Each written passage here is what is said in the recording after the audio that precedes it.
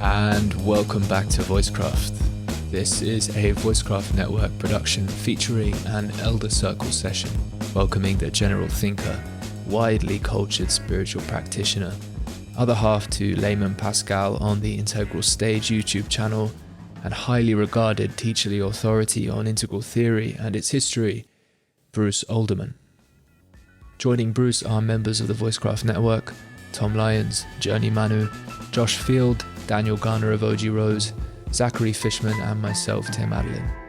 This is a profound journey into the deep meaning, crisis, and hope of elderhood in our time, grounded in a life's journey of spiritual seeking and realization. You'll hear about what the Elder Circle session entails in a moment. Here we go. Delighted to be back here with you all for this Elder Circle session. And in some important respect, it's an opportunity for many to be in relation with an invited one for the purpose of drawing forth the lived and living journey that they are, particularly with respect to the learnings and insight that are afforded through moving through an ordeal, whether life in general or creative in nature, arduous in nature, transformative. And this can happen, at any age. And the hope is with these sessions is that there's sort of a developed praxis that enables something of a learning experience, not only for all of us in relation, but also for whoever it is that's invited to be the one in the center, because it's an opportunity to craft some voice in relationship to that context and to maybe crystallize some perspective that can perhaps only happen when it is welcomed out by an inquiring collective voice. Or not, let's see. But there's something in there that's sort of the experiment, and it seems like an interesting way to sort of connect with others from different communities and networks and to get to know them, but to also create the conditions in which more people can be in participation with a different kind of structure. And so we won't go in order or anything like that, but it's very much a many bouncing things off to a one and then back out to the many. But the hope is to work with the threads that come through. And so in that sense, the participation from all of us is invited to be in touch with that as a dialogical process, while at the same time tuning into your own interest, making the most of the opportunity, whether to ask a question or point in a particular direction, even if perhaps it's a little bit disjunctive from the flow, is also welcome, just in that sense of this as an opportunity to ask what matters. And maybe that is not always afforded by a particular direction, which I have come up with on this occasion. Something Bruce inquired about, was there going to be a particular set of themes? Something in there is where I'm going to begin. And in a sense, it's coincidental that the title of this session is Elder Circle, because this is in fact a question about, in some important sense, the nature of elderhood. And it's, on the face of it, just a simple one. And I'm curious to hear, Bruce, how do you understand what elderhood means, and how has that as a energy, as a possibility, as a responsibility developed at all in your life? And perhaps in what way has your journey as a being unfolded into something which has us here sort of inquiring this of you? Because that's not a coincidence, I think. Yeah, I appreciate the question, and I appreciate the invitation to be here. I was sitting in Sausalito on a lake a couple nights ago talking to someone who is my elder, and we were talking about the importance of community and of meeting together in ways like this, even better in person, and really reflecting on what has set us on particular trajectories that have, led to where we are right now. And uh, I've been confronted recently with this question of elderhood in attending some retreats and some other events where I found myself being regarded there as an elder, to my surprise. And while I'm surrounded by others that I look to as elders and as guides in some way, I found myself being received by some others as an elder within those circles. And that's been a negotiation for me to think about, what does that mean? How can I embody that in a way that makes sense to me? And, obviously, the world is changing so quickly right now, and almost nobody really is in a place to stay fully on top of what's unfolding and changing with all the shifts happening technologically and culturally and historically. I mean, there's a lot that's unfolding at once, and I think it's going to amplify, and I think we're going to enter stranger and stranger territory. So I've really been thinking about, what does it mean to be an elder in a way that makes sense to me in a time like this, where just having, an accumulation of years behind you is definitely not enough.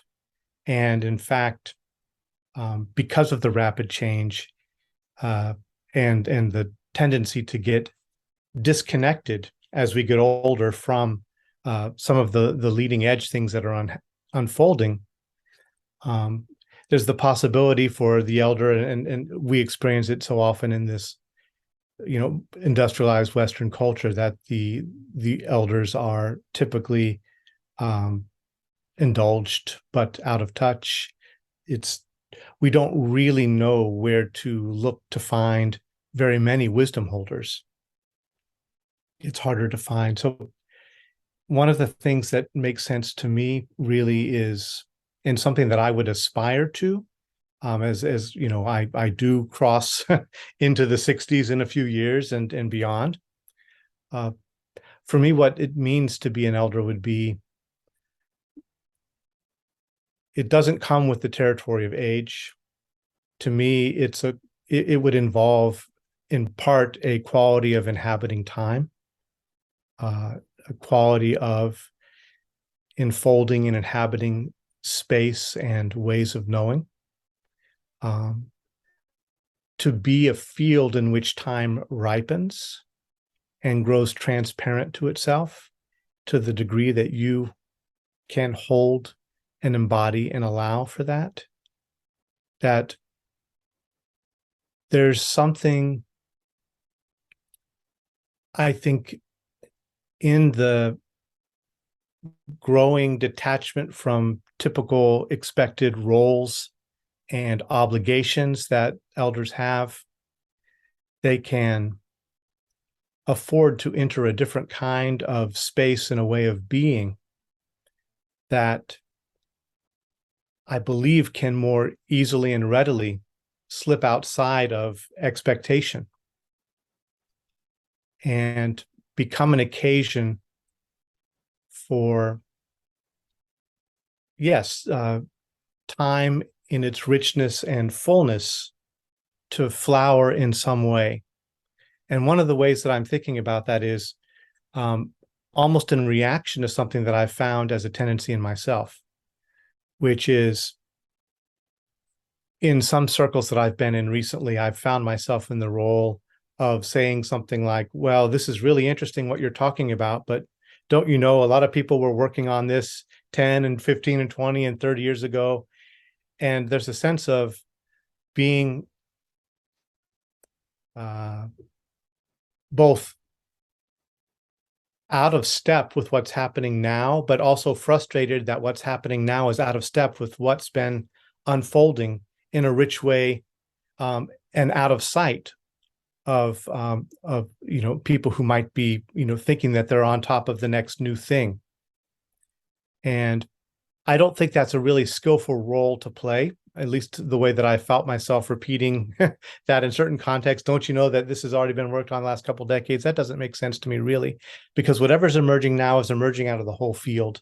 And, I think what an elder can do is as much as possible, try to embody and inhabit the span of time that they've inhabited in a way that can resonate from all of those layers and depths with what's emerging now, and through story, through pointing, through questioning, through listening, thread some of those things together in a way that both holds what's emerging and phrase the edges of it in a way that it can be informed by and opened to what's unexpected within the present unfolding world space. I don't know if that's making sense, but. So just to open and clarify the space here, I'm interested to allow this one to settle into silence, and then for anyone to step forth with a response or a way they'd like to take this on. I'll give it a little bit of time, and if not, then I'll pick it up. So I'd just like to open it out. Thank you, Bruce. I think that's a really awesome way to begin.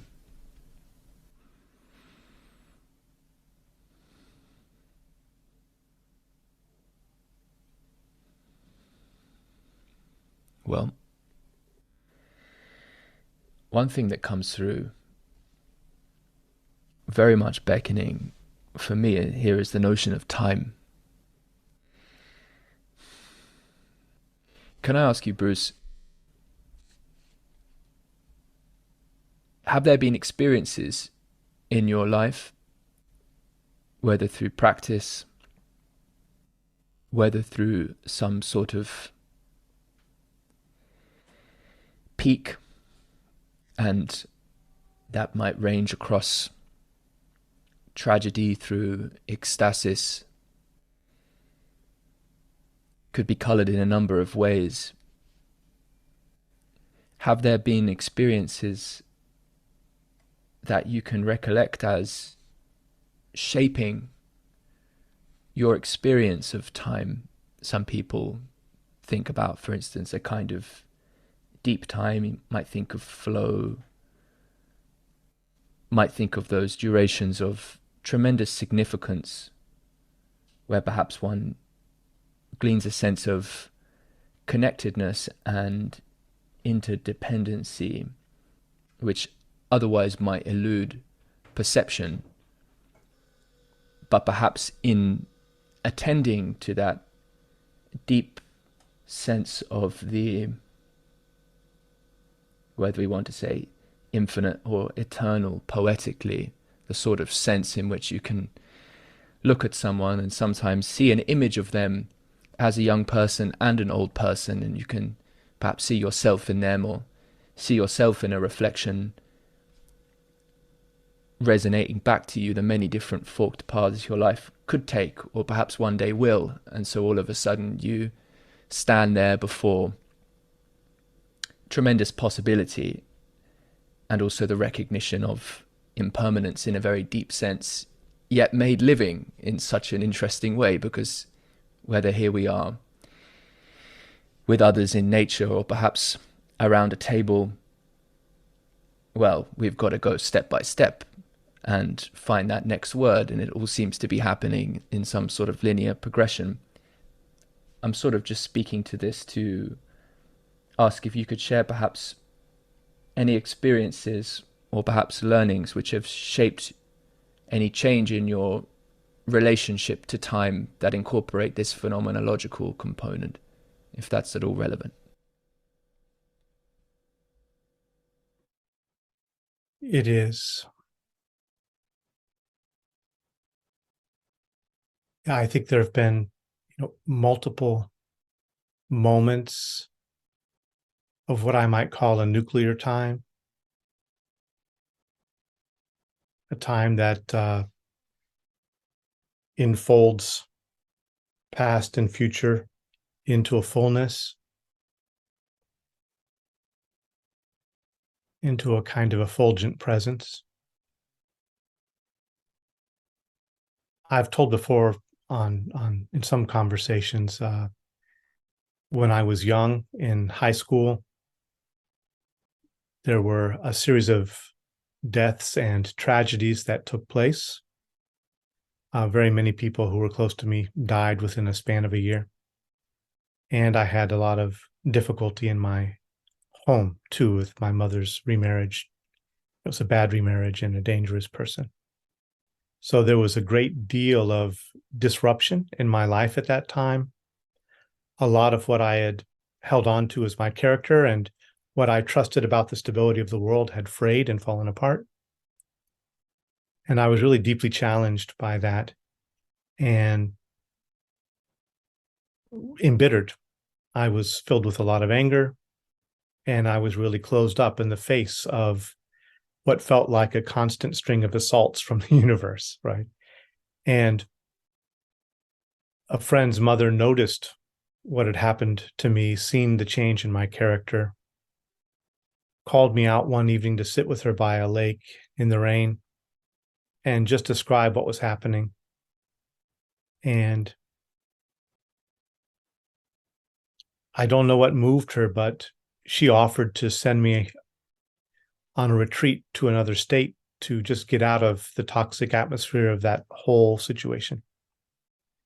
And I was able to go up to the California mountains. I was living in Texas at that time, and I went up to the California mountains for the first time and encountered such a pristine stillness and overflowing presence from the mountains, from the lakes, from the water in the sky, that confronted with myself in such a clear way that I could see my own self-involvement, my own ongoing acts of decision that were leading to the knotted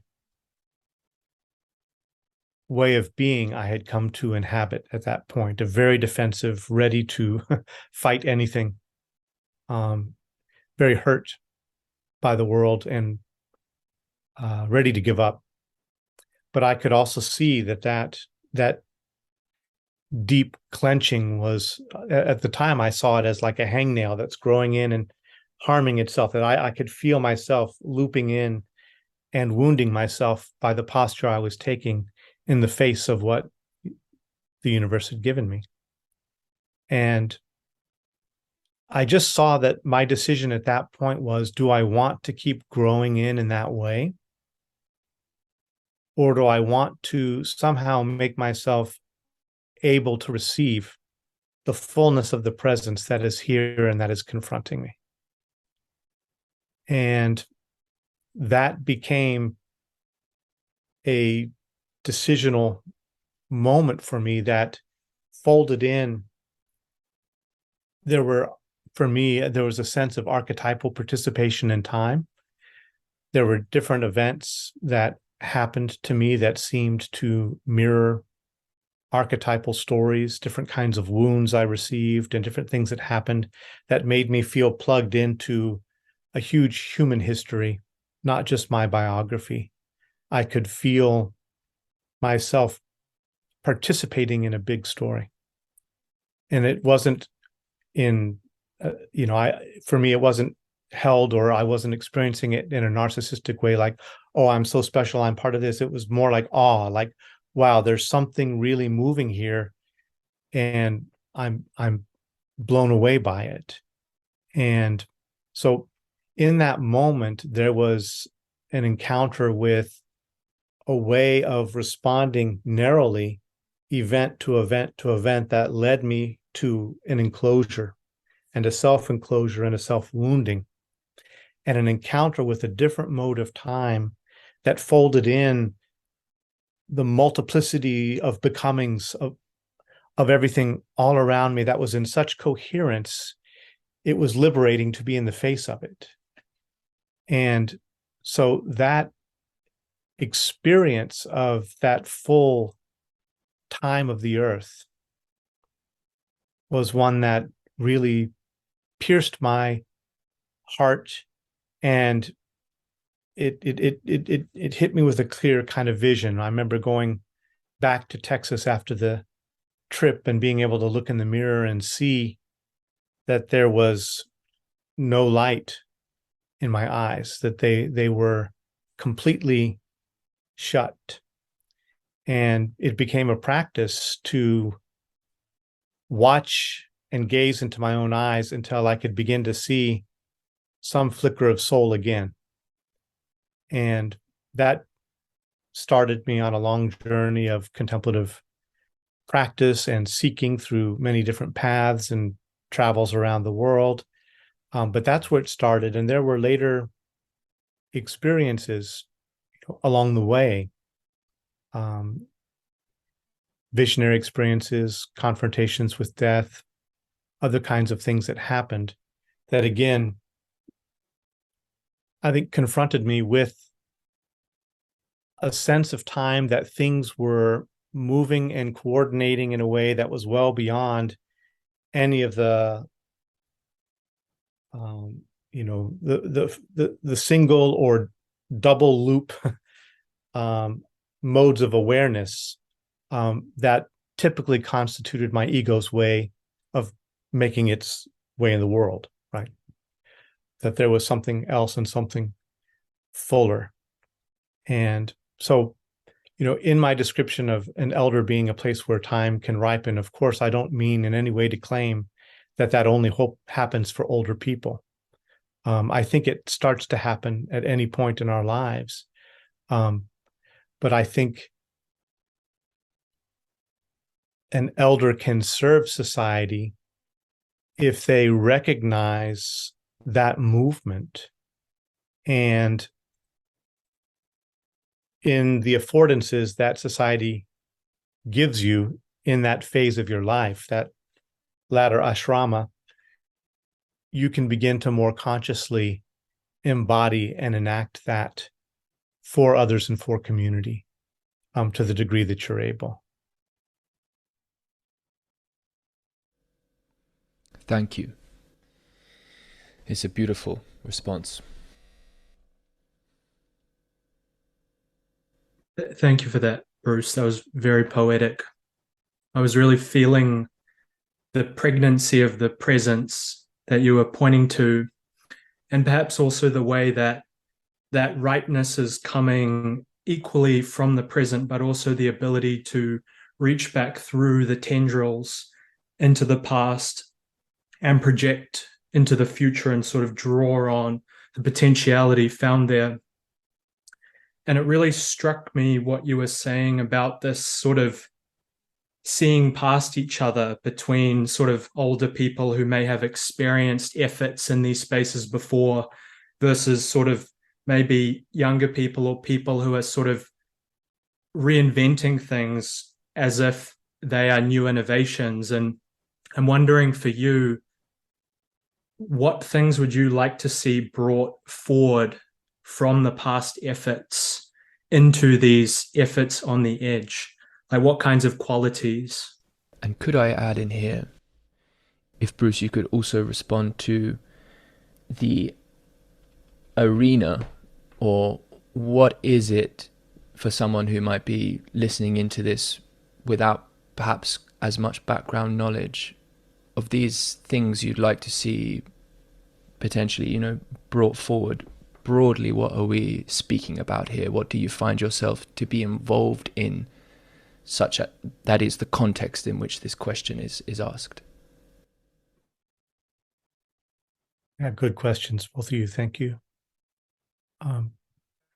One of the things that I've noticed myself is, of course, we all do this, right? And so while I can sit in a place right now, having experienced myself working through certain kinds of materials and perspectives over many years with a lot of different communities, at that time too, while we were really full of the sense of discovering something really new, we were probably also doing what I am seeing now, which is actually missing what had just been done to prepare the ground and the soil for the kind of inquiry that we were unfolding, right? And so I think that's a continual thing, and it's just part of the natural disjunction of the generations.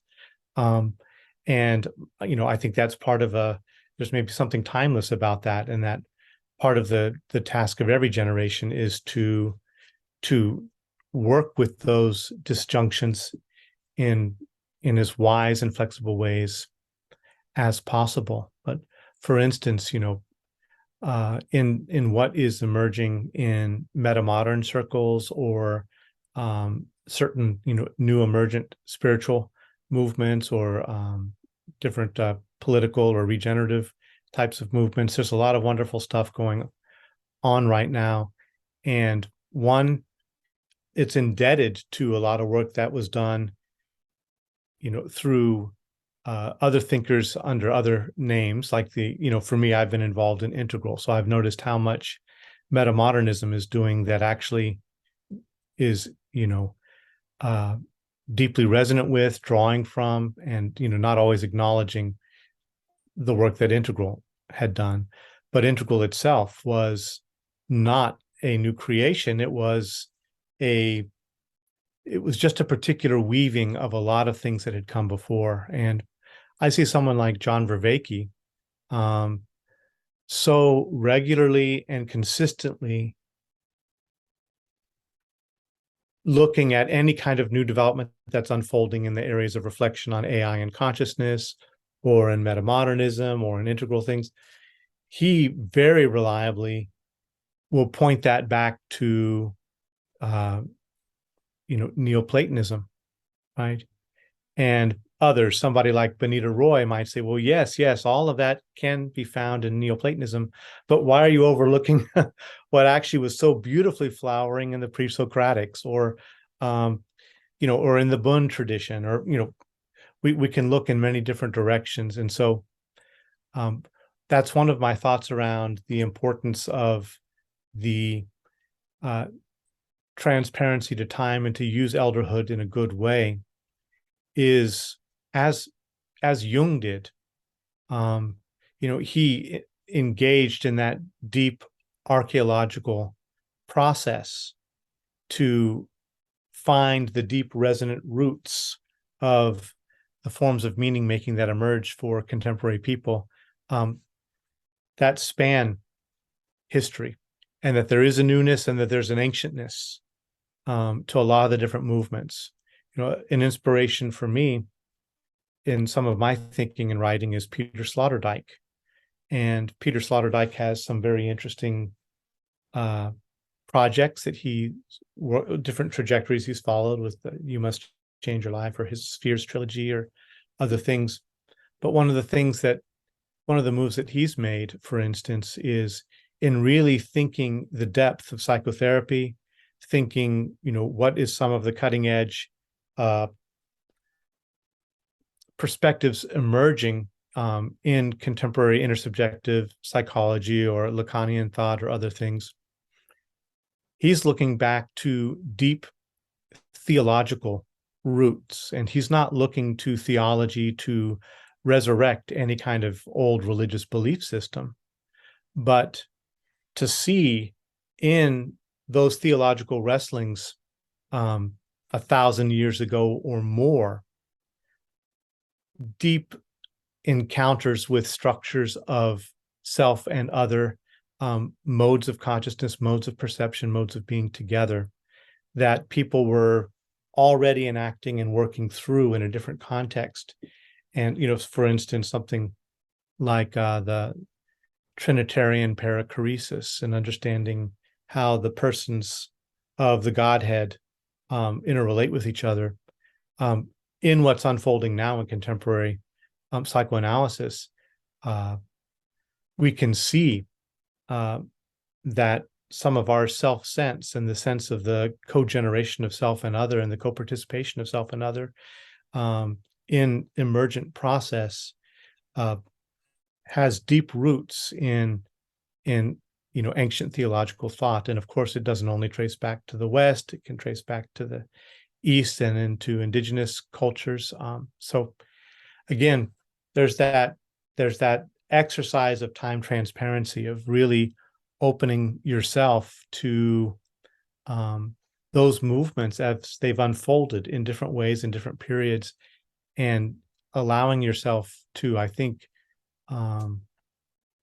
appreciatively digest them can enrich whatever is truly newly emergent, and connect it. I'm not saying anything new with that, but I think it's a practice that we need to be mindful of and to work on. Maybe I could just briefly follow up. From your particular vantage point and all of your subjective experience, do you have any intuitions around things that you're seeing that might have a particular kind of lack that you'd like to see responded to?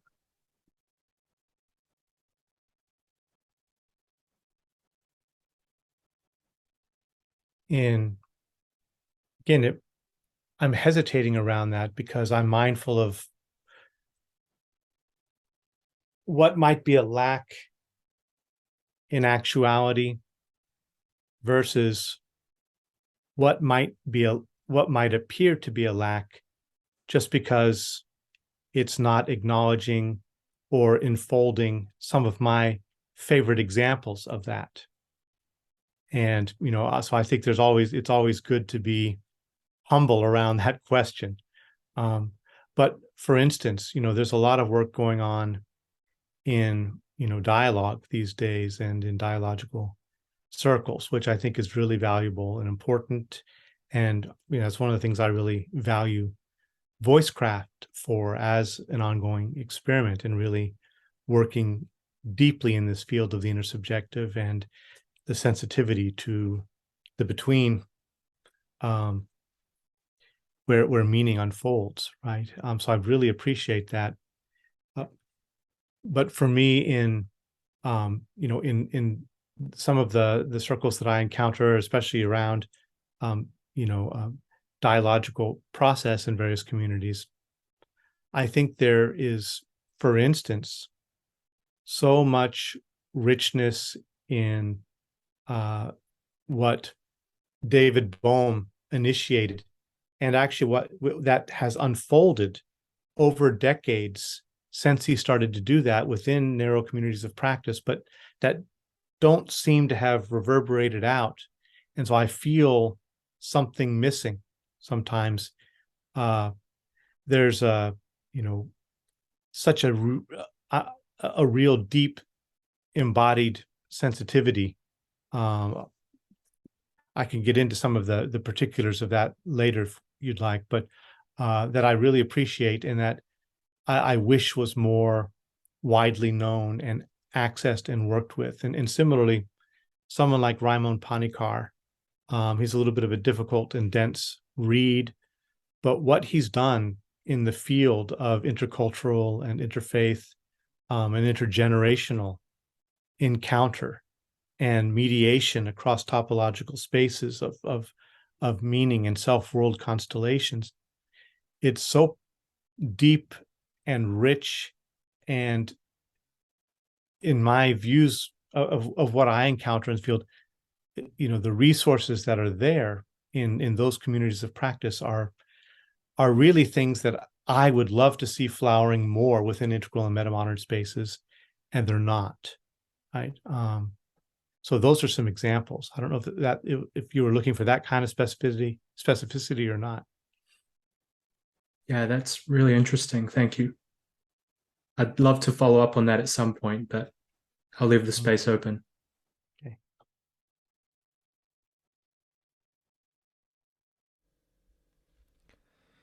Well, there is a question here that opens up to a space that I have a sense would be really valuable to explore together, and to ask you to share on it, Bruce. I did mention it to you previously. I know you have experience participating in, observing, developing relationships with people who have had closer experiences in the context. Some of the contexts I'm about to point to, but perhaps a broad way to broach into the domain is to recognize that in some spiritual, religious lineages, the emphasis on teacher or guru is paramount when it comes to the transmission of particular teachings and learnings as they relate not only to knowledge, but in some important sense, self-knowledge and realization, in that sense of transformed identity and perhaps more expansive, we might say, touch with the patterns that we are and that which comprise us, in a similar manner to the way in which you shared perspective of, in your earlier recollection of your experience of time and how that transitioned. But in some lineage, we have a lot of emphasis on guru and teacher, and others perhaps not quite in the same way. Now, in the context of perhaps modern communities of practice, with respect to some of these dynamics that have been involved with, or at least have been in ecological touch with integral theory and what have you, there are a number of teachers as gurus who have stepped on the line of controversy in ways that I think present a lot of different learnings, and encountered a certain kind of I'm looking for language that isn't so structural, but sort of there have been certain failure modes, certain failings, it seems, of efforts to develop and build communities into cultures where a certain kind of spiritual development is a core part of that reason for being together, that have involved notable gurus and what have you. And I'm curious about your observation of this phenomena over time and what your thoughts are on the role of guru as teacher in that sense when it comes to self-understanding, and what perhaps you might like to share as particular instances where that type of dynamic graduates into something, or perhaps begins as something, but we might say as well graduates into something which is self-defeating with respect to that, in principle, more fundamental goal of enabling more vital contexts for becoming, in terms of both people and their connection with the broader world. And that's a rich question. On our, my YouTube channel, we had a series on transmission called Fire from Heaven, just looking at the question of what is spiritual transmission and is it necessary? Is it just, a holdover from, an older social form of organization and encrusted authority, or is there something to it that goes beyond that? And my sense is, one, there is something very deep and real and important about transmission, person to person, field to field, that is transformative and real, and we should not neglect it. I think we're in a place sociologically that we are looking for a new way to enact that. The older, typically patriarchal structure for doing that, it can still work for some personality types and some people, but I don't think broadly in our time it's the vehicle that's going to serve the most people. So I think we need new ways of doing that. I don't think it necessarily always involves immediate in-person contact with the other for there to be some kind of transmission that happens. And I say that in part because two of the strongest mystical experiences that I've had that were life-changing and reorienting for me, both were initiatory type events, encounters with other beings in which there was a transmissive element and a deep wordless communication. And that led to some fundamental insights and reorientations. And those happened in visionary states for me, non-psychedelic, just in lucid dream visionary states. And they arose out of contexts of deep practice and seeking at a time, but they did not come from expected corners. It's not like I was imagining somebody and then they showed up in my dream. It was, I'm working in a particular way in my own consciousness, and intelligences came forward to show me something that were not necessarily rooted in any tradition I was orienting towards. So, in other words, I felt that there was a kind of transmission that took place that I feel comfortable calling real. I don't know who or what exactly I encountered, but to me, that I'm just looking at it as an example of the reality and importance of that kind of trans-symbolic, trans-linguistic, more full-bodied contact with another way of being that, using one of Panikar's words, that, following the imperative method, if you allow that to pierce into you, to seed and fecundate your being, there's a change, right? So I think that process is real. And I think a task that's in front of us now is to create vehicles and generative enclosures where there are possibilities for those kinds of encounters, and that where it's possible, it does make sense to me, and it's worth seeking out to be in proximity with people who inhabit their own being in a deeper way than most, because that does communicate, that does transmit. And so I think we should find ways to honor that, that are mindful of the abuses and the shortcomings that have marred so many communities. So I think the integral community has failed. And I'm not aware of any community that's really found a way to do it yet. And I don't know exactly the way to do it either. I think, in terms of integral itself, since I've been involved with that movement for a long time, there are definitely some beautiful teachers that have been associated with it that I really respect.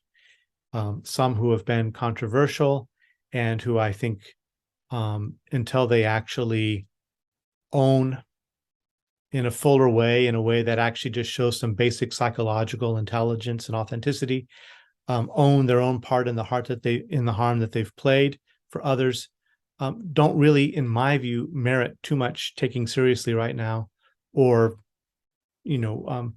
being approached as teachers, except by those willing to take the great risks that will come with that, but not to be propped up by community. And others, I feel, have made mistakes, and to some degree recognize that and are attempting to make up for that. And I respect that. I welcome that. I will pay my I will give support, to anyone moving in that direction. So I'm speaking vaguely, and I don't know if I should speak more specifically or not, if it's going to be helpful. And I don't know, I've kind of talked around what you asked, but it's a little bit of a complex and subtle question. I think transmission's real. I think it doesn't require, in-fleshed, contact with another person. It can happen in other ways, but when it is embodied and in person and in community, it is very beautiful and empowering, and it's worth cultivating and preserving that as part of our deep, long spiritual heritage, and to find ways to honor those translinguistic and communications of a gestalt of being.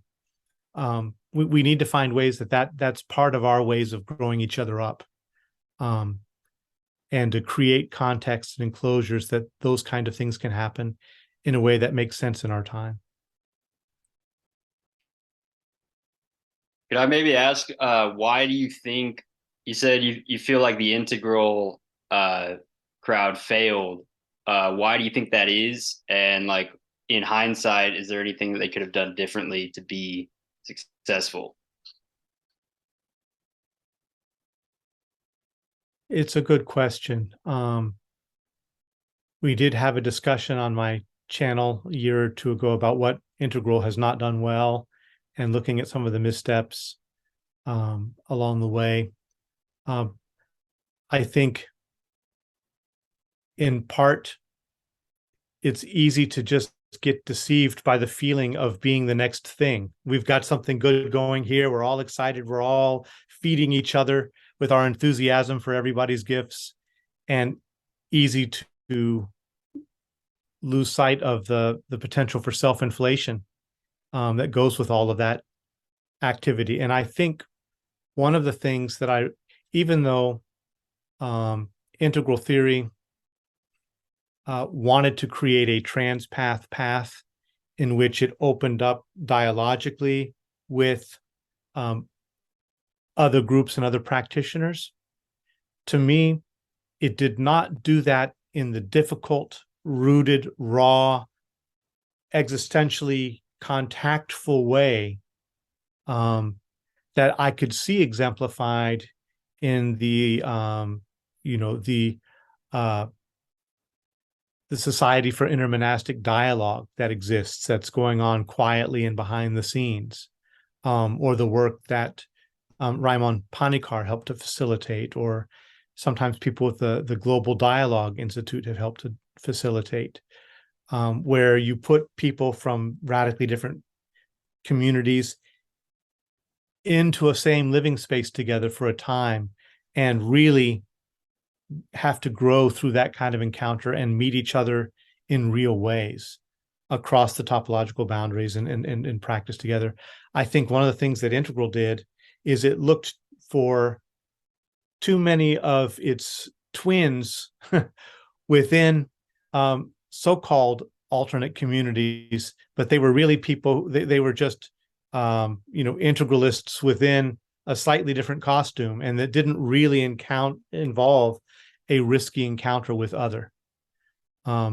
So I think there was in some way a kind of insularity in the way that Integral moved within spiritual spaces, and it kept itself protected by dealing mostly with those who already agree.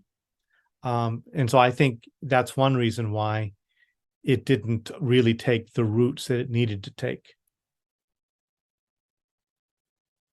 Thanks for speaking on all that you've spoken to so far, Bruce, and going towards the integral community as exemplary of the breakdown of an intention to expand on what was a traditionally one-to-one transmittive process of spiritual development, maybe.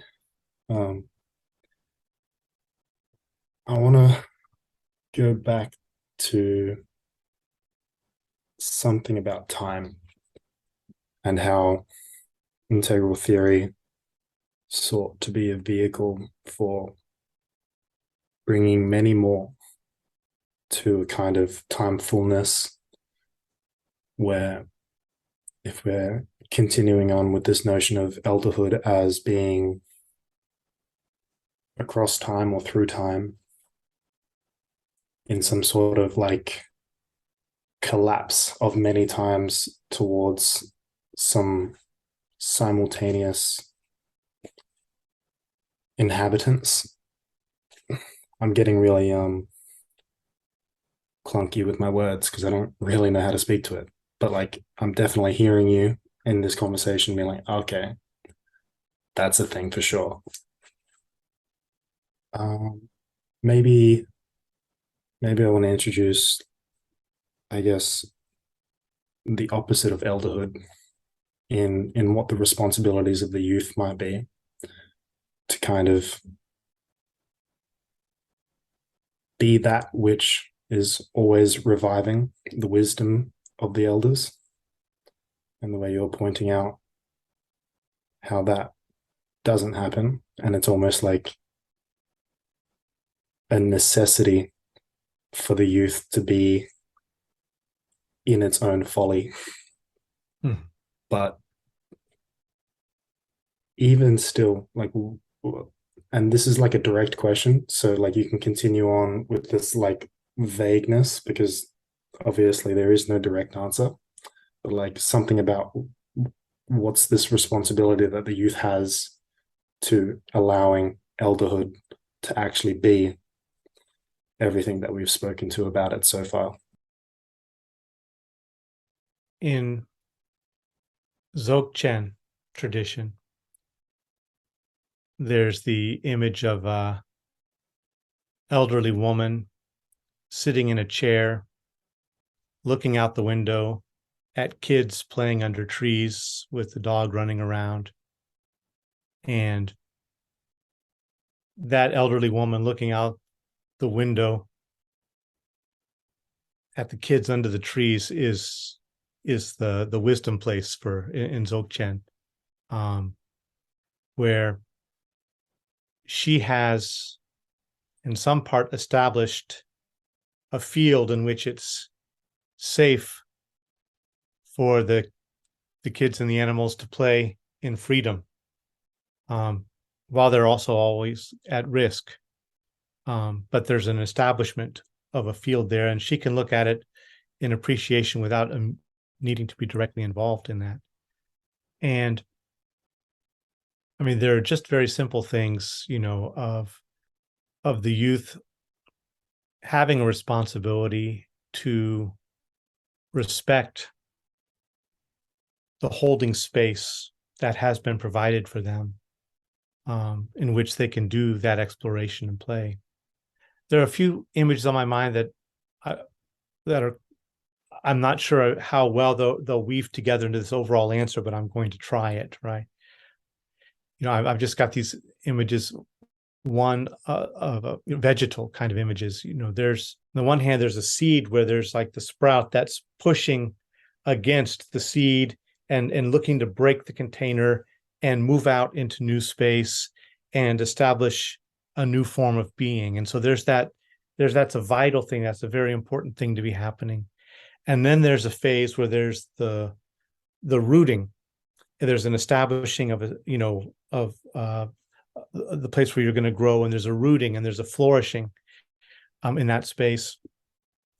And that's the youth and the adulthood, really, where that's established. And I see in part the elderhood as more like the whole ecological space that it's more ethereal in a sense, and it's also more earthy and grounded. And it's like it's to be the whole field that allows for the ripening and the movement of those things through its own transparency, its own kenosis, its own self-emptying into that movement.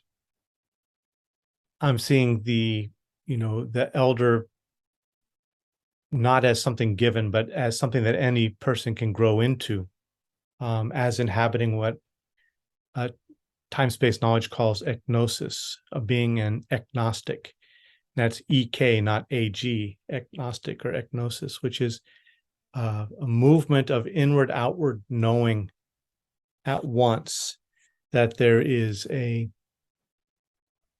attunement and sensitivity to the inwardness of knowledge, and a connection to the outward at the same time, so that there's John Vervaeke would call it transjective, right? Where there's a mode of knowing in which the inner and the outer are seen to be in constant creative interplay.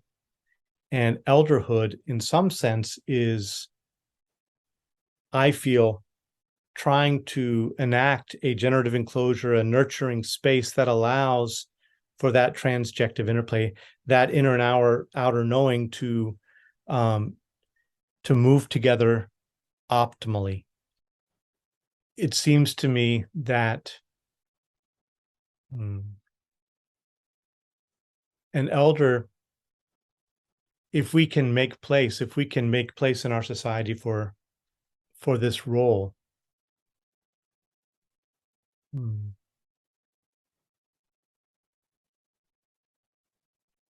I'm hesitating here because in trying to explain it, I feel myself called into a way that sounds like I'm wanting to engineer it in some way. And it's not that, right? It's not something that's engineered.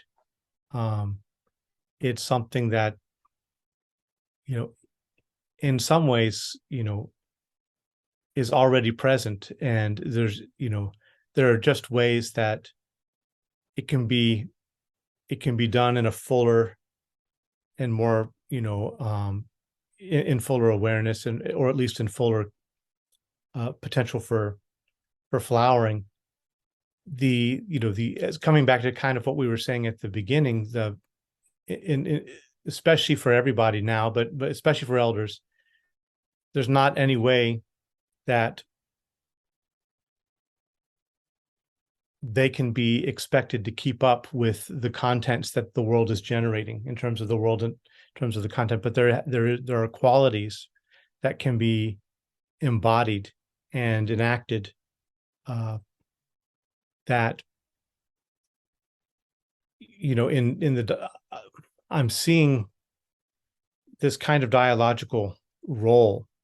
So, in David Boehm's work, he talks about suspension of thought, right? And suspension of thought is not it's not stopping thought. It's not stopping thought in the midst of, an exchange, but it's slowing thought down enough so that you can see it in play and see what assumptions are involved in it, see what beliefs that carry a force of necessity are being carried along a particular trajectory of meaning making and sharing, and slowing thought down enough that becomes clarified, that there's the possibility of insight into that movement and into those unnecessary preconditions for the movement of meaning and the flow and exchange of meaning, that something new is afforded, something new can be afforded in that insight. And to me, the elder, in their slower waiting role, in their agnostic role, in their transjective role, can serve as facilitators of the suspension of thought in the dynamic creative movement of the youth, right? There's a wonderful vitality in that creative movement of the youth creating something new. But to me, the elder kind of creates a space that, while it allows and while it appreciates and celebrates that creativity, also serves a slowing function, serves a suspending function. That if they've embodied time in a transparent way, if they have begun, if they've learned to inhabit, that they can serve as a sounding board, as a field that helps illuminate those movements in a way that archaeologically traces the connections that are there, but also especially identifies the assumptions and the things that carry the force of necessity that's present in a particular movement, so that is a generative role in the overall dynamic of any situation, even any youthful situation. In connecting that to the guru, the Tibetan tradition has a way of talking about every single moment that unfolds phenomenologically, moment by moment, involves a student, an event, a guru, and a situation. And any moment, it doesn't mean that that guru is another person, but they would say the micro analysis of any phenomenological momentary unfolding, popping out of the void and going back, it always unfolds in that constellation of the arena, the event, the learner, and the pointer, right? And we can find those dimensions in ourselves. And so, to me, an understanding of integral elderhood is to recognize that dynamic interplay that's in the unfolding of every moment, and the dialectical play between those who suspend the thought and those who are rushing forward with creativity, that they're both generatively working together, if that makes sense.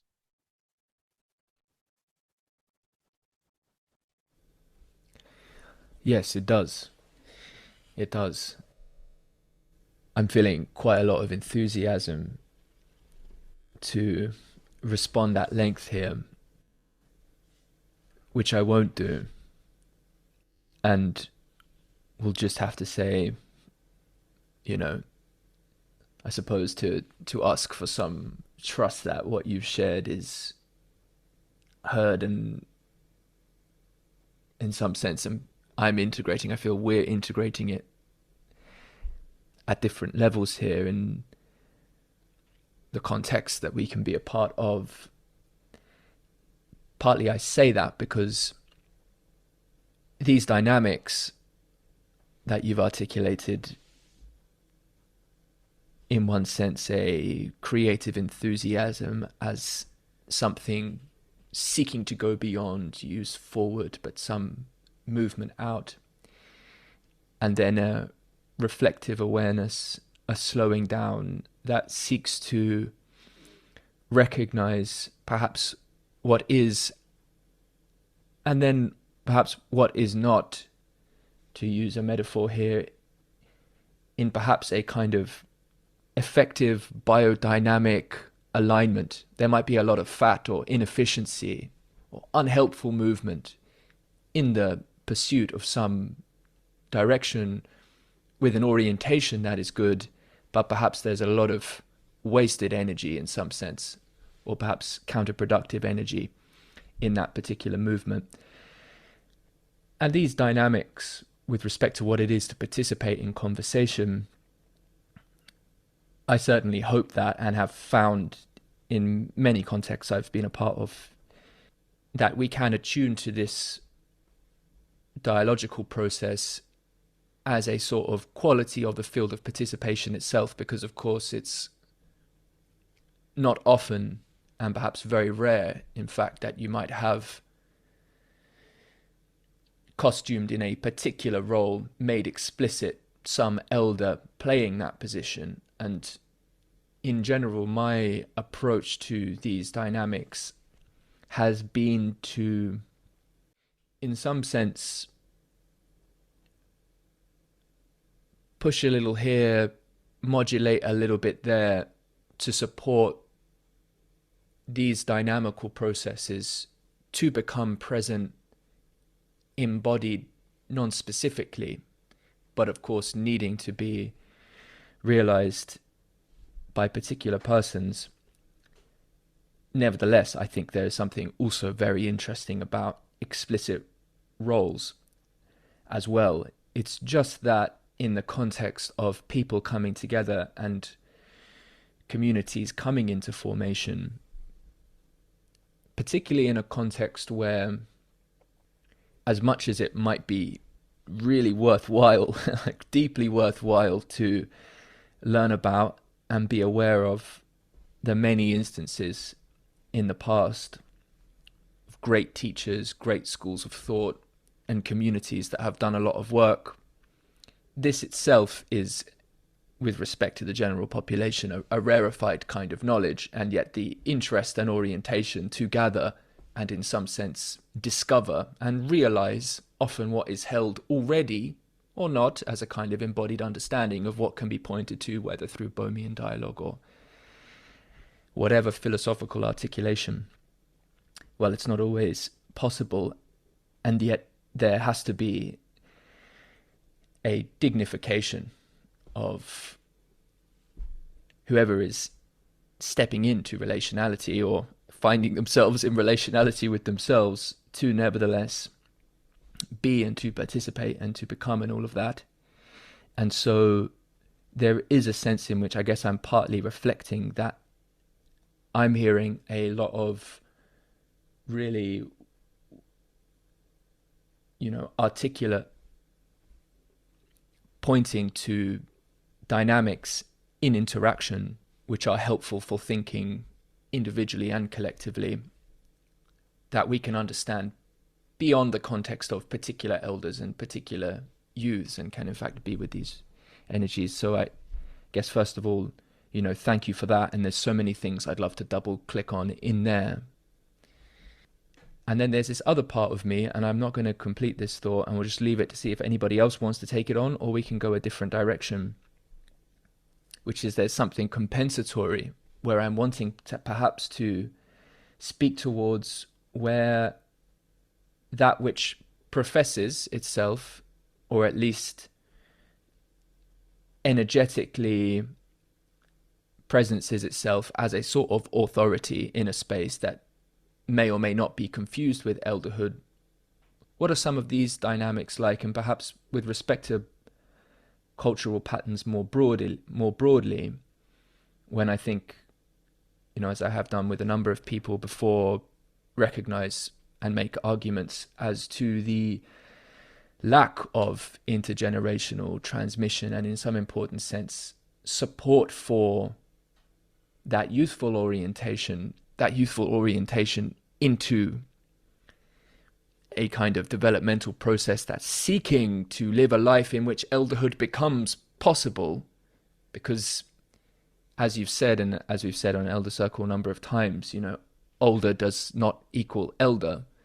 There are, of course, plenty of older people, and many of those older people have the vast majority of the wealth. And a lot of that wealth has been garnered by means that have not always, and perhaps on the systemic scale, rarely been conscious of the necessity for reseeding and perhaps even acknowledging often the deep generator of wealth that is the broader ecology that has made possible the extraction of energy in a number of different ways that then is transmuted throughout different economical processes. And so we have this unique situation in which older at this point has a tremendous responsibility for orienting. And of course, it's not just older. We've got to talk about market process systems. I know there's a lot of complexity to this. But nevertheless, we are in a situation where older, that is not necessarily elder, although there are many, in absolute numbers, is faced with this predicament, if they are to become aware of it, of the necessity of orienting perhaps as much wealth as has ever been possessed.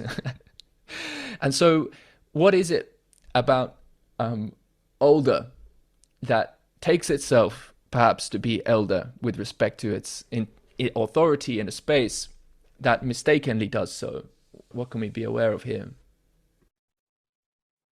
Yeah, a lot of ways to look at it. I mean, I think, of course, there's just the inertia of, having privilege and doing whatever you can to just keep it, right?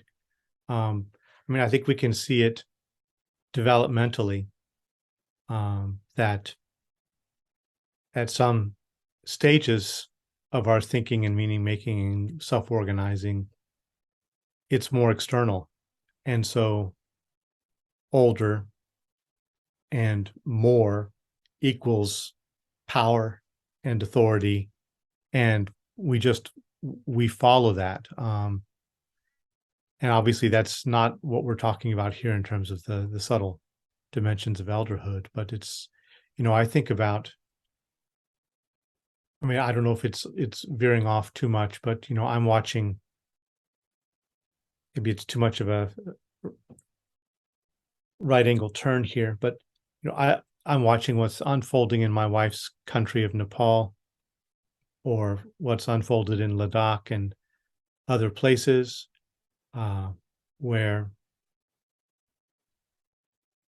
there's the promise to become part of the world, to connect to the world and draw the benefits from that which is preserved by the bigger order, right?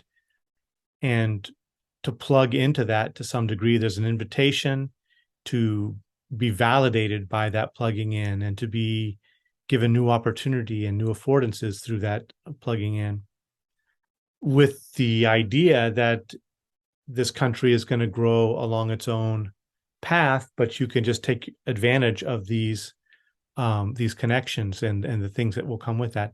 But what actually happens is, in plugging into those, global networks of exchange and capital and all of that, and the inertia, the power, it just overwhelms the smaller system that's tried to plug in and draw from it, and it becomes immediately an adjunct to that larger system and loses its own agency. And so, I mean, Nepal is, right now on the very, very edges of total disintegration and failure of the state. And it's really overwhelmed by all of the forces that have moved it away from its own center, in that process. And so I know I'm taking a little bit of a turn from what you were saying, but in just thinking about that, I mean, there seems to be that there's this inertia about the way that our societies keep duplicating themselves in this way.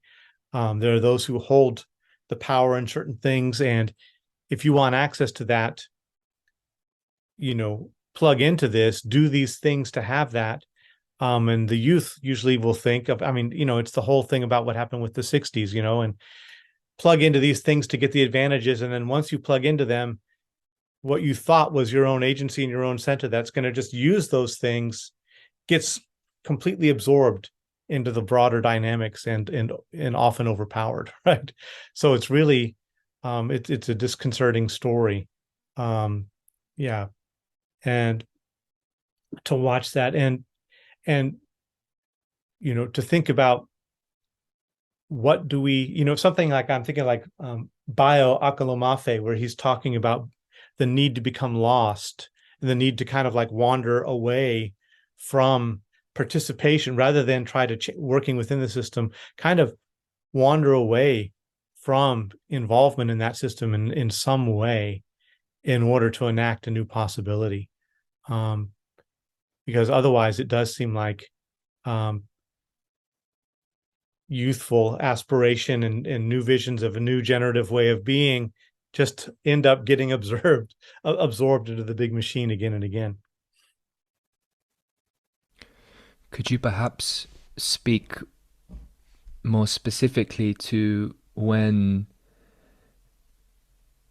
elderhood is not, or when elderhood goes wrong, or what are the aspects of how someone seeking to become in this way does not, or mistakes that possibility, that perhaps desire to be met by youth in that particular way, and enact something that's deeply counterproductive to the health of that context. Yeah. I mean, I think there are, in the educational institutions, it's easy to meet elderly people who are so desperate to be relevant to the youth that they try to hold on to their power and their position just by virtue of their age, but they try inappropriately to be just like the youth, right?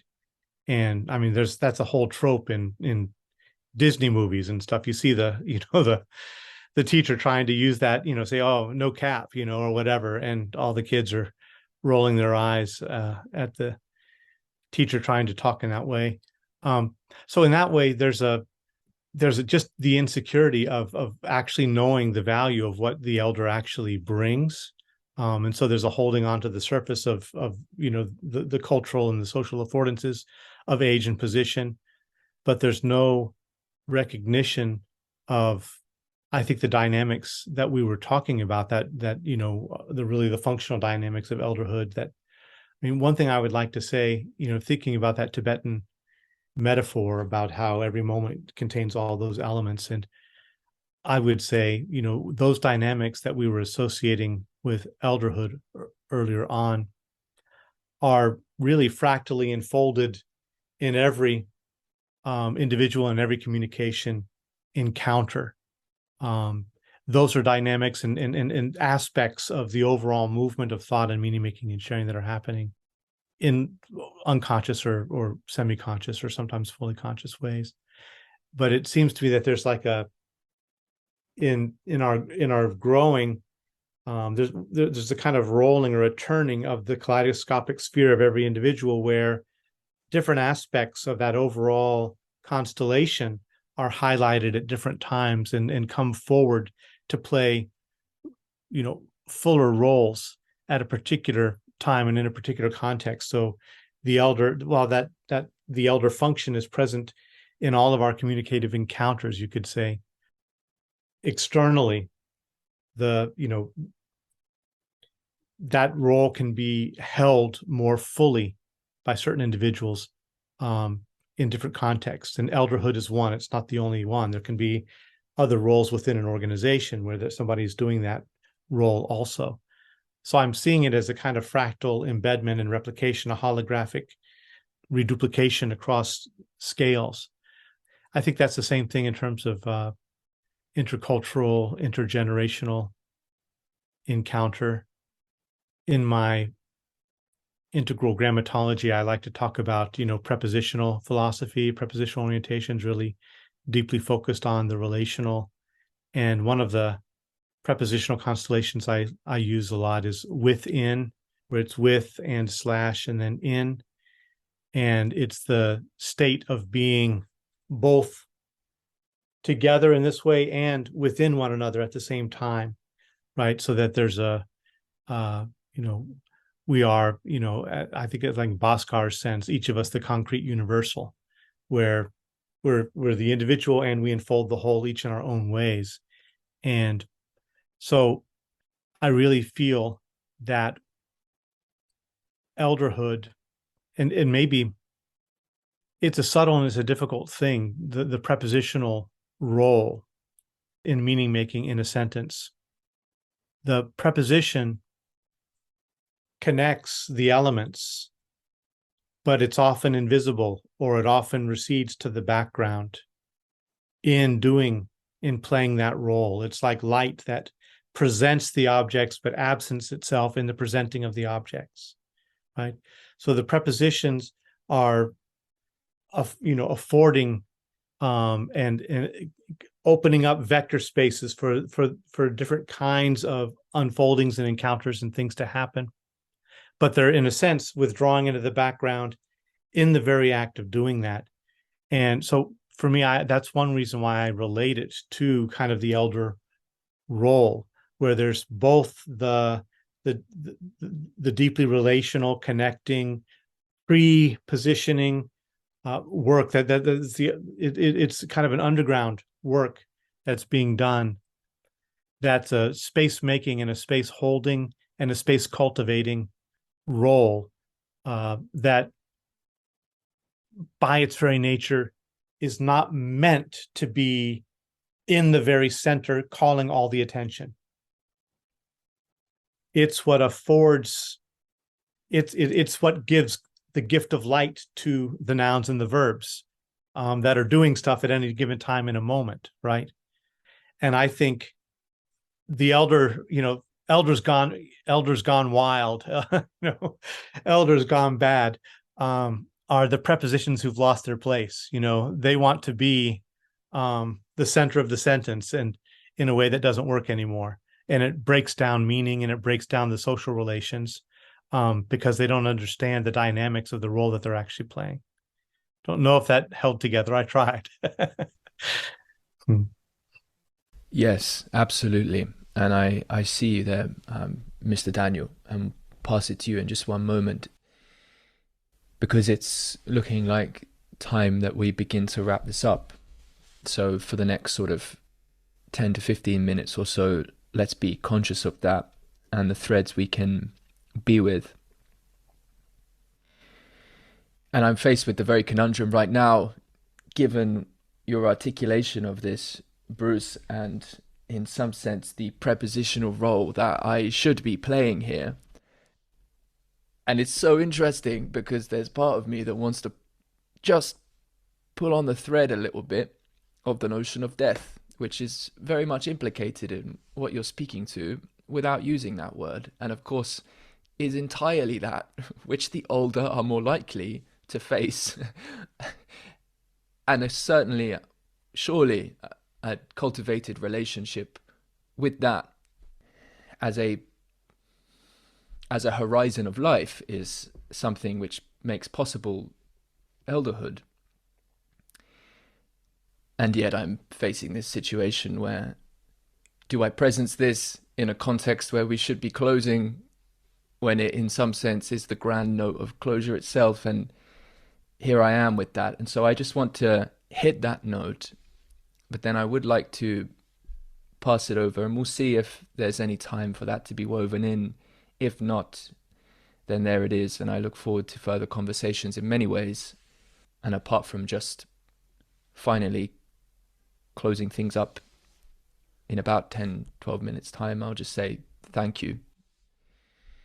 Pass it over now to Daniel. Looked like you were making a gesture just before, and so in the knowing that we don't have too long here in this recorded component, and knowing you as we all do, the tremendous amount of energy you have to share in this, it would be a tremendous feat for you to share this without launching us into 3 hours of valuable contemplation.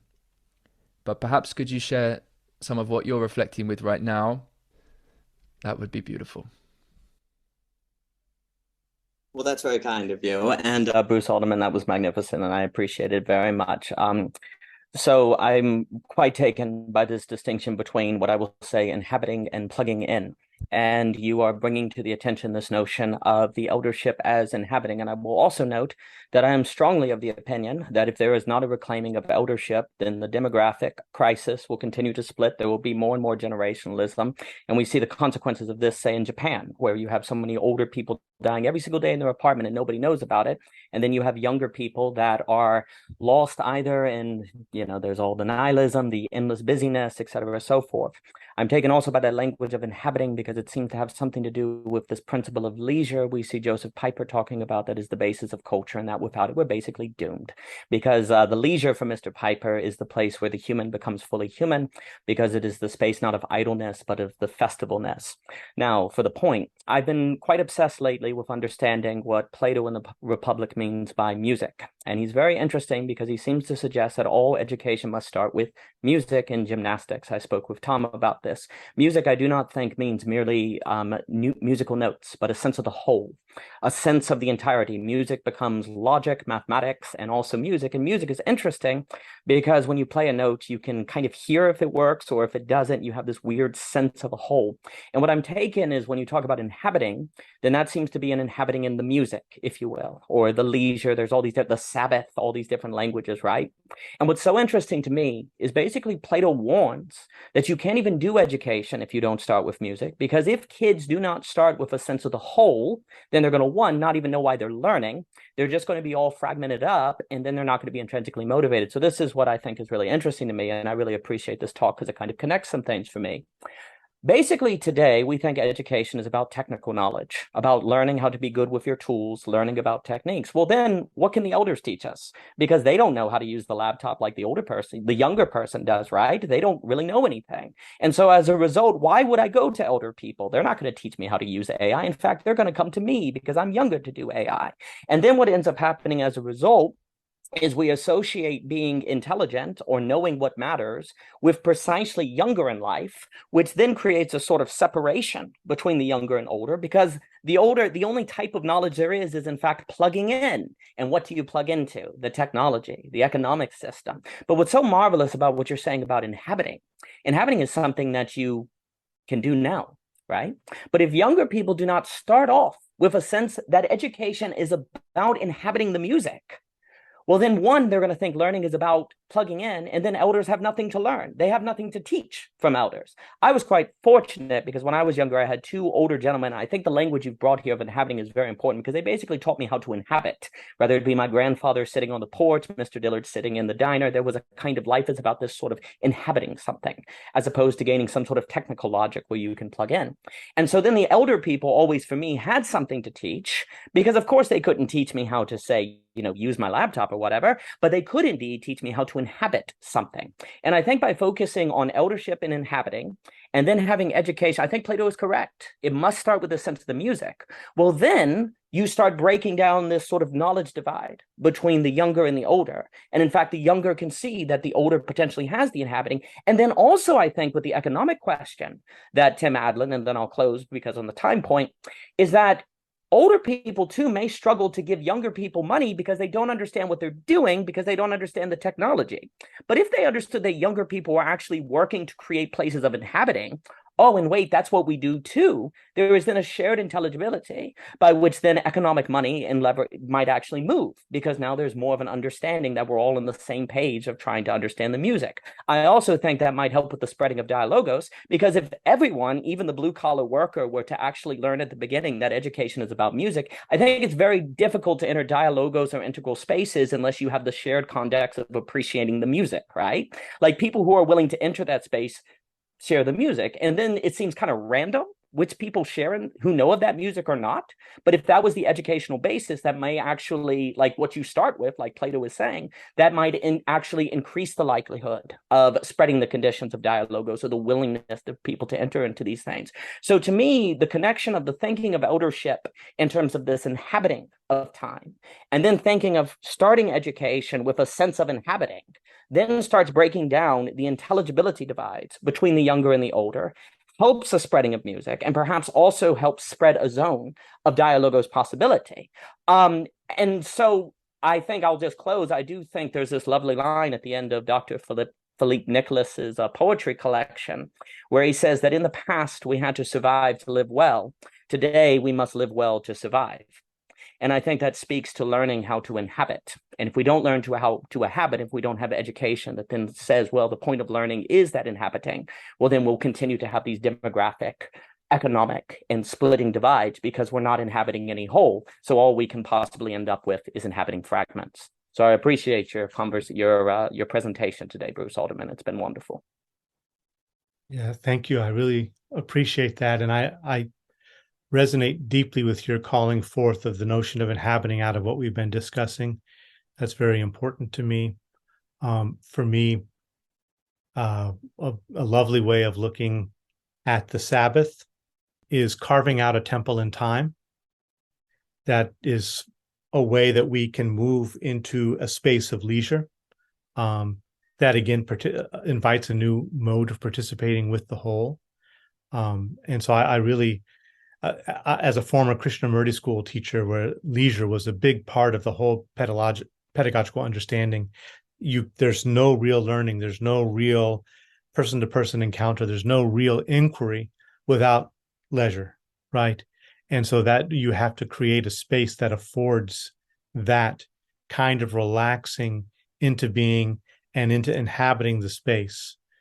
I gave a class with a Bohemian dialogue pioneer, Lee Nickel, earlier this year on the holoflux, Bohemian holoflux. But my portion of it, I was bringing in all of David Michael Levin's work on inhabiting all of our senses in a new way through deepening layers that, again, opens us up into the participatory play with the music of the whole. And so to me, that, some of the directions that I want to move with education in the future is along those lines very much. So again, really appreciated what you brought up there.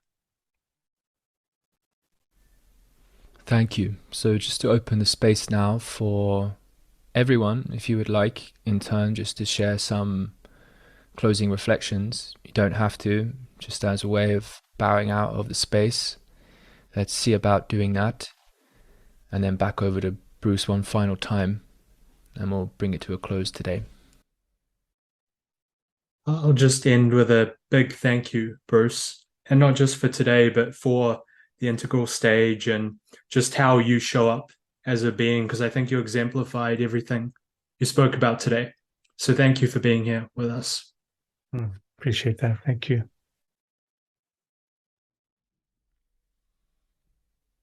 All right. Well, Bruce, would you like to share any closing reflections?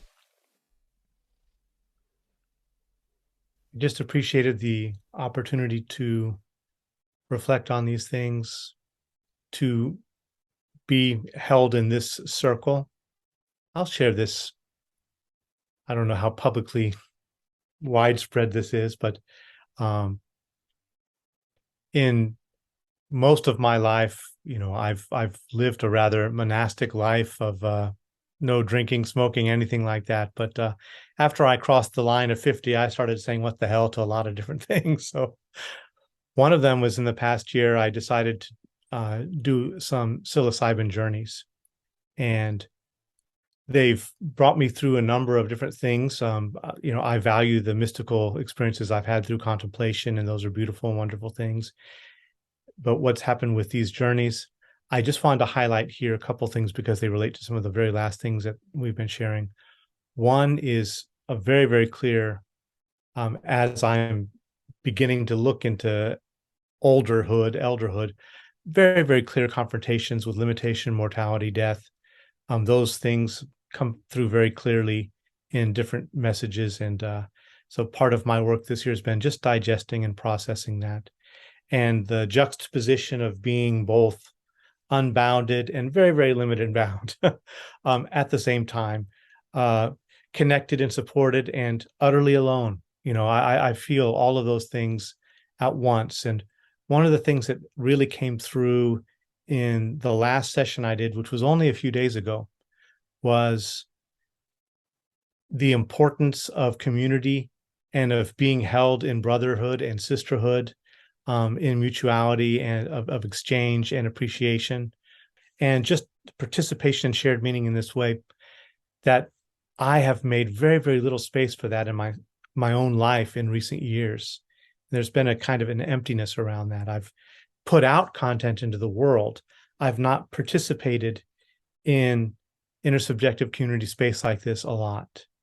And so that really came forward in the last journey as something that is precious, and I want more of that in my life. And so I appreciated you bringing this opportunity to me to connect in this way with others, in a deep way and in a meaningful way. That's been very nourishing to me at this little point where I am in my own unfolding. So thank you. Beautiful. Thank you, Bruce. Yes, it's a privilege to be here with all of you, stepping in to create this context. And just to reflect back to you, Bruce, it's just seemed so totally appropriate to invite you into this context. And for whatever that's worth to you, my sort of perception that it was appropriate to, if I can say this, to honor you in this way, for want of a better word, just seemed right as far as such things can be felt through the internet. And I do in fact believe they can. I think there's actually something unique and irreplaceable about the context we have for gathering online. I appreciate the differences that exist in in-person contexts. I'm glad that both exist, and it's been awesome to be here with you all. So thank you, Bruce. I'll bring this to a close. All right, thank you.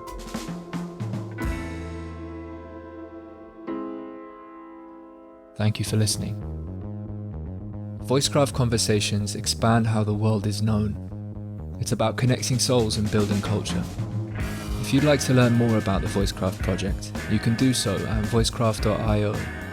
We run online events for a global network and local events in Melbourne, Australia. Check out course offerings at the Voicecraft Academy and become a member of the Voicecraft online community at voicecraft.network.